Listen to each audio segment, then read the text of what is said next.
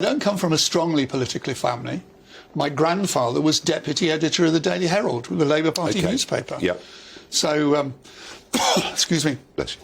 And my niece was, a decade ago, was Labour leader of Camden Council. So I come from a politically varied family.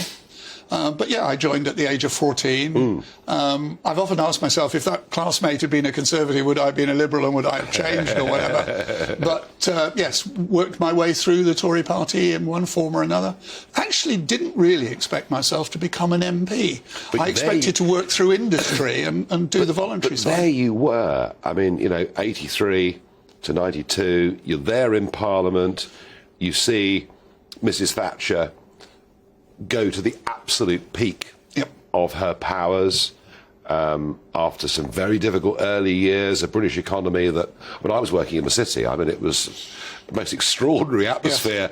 It wasn't quite the same as South Yorkshire, and I understand. No, well, I fully understand that. It must have been quite exciting and quite optimistic to be an MP during that time. It was.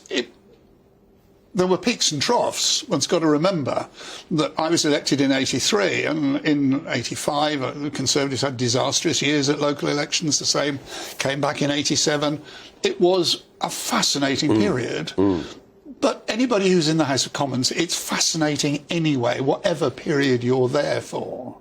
And I look back not just at the Tories, but I look back at somebody like Robin Cook, John Reid, all these sorts of people who were great politicians on the other side. And so, yes, it was a fascinating period. And there was reasonable mutual respect between the sides in those days. There was. There was a deep antipathy towards Mrs Thatcher, particularly in places like Scotland and, as you say, South Yorkshire, coal strike and all those sorts of things.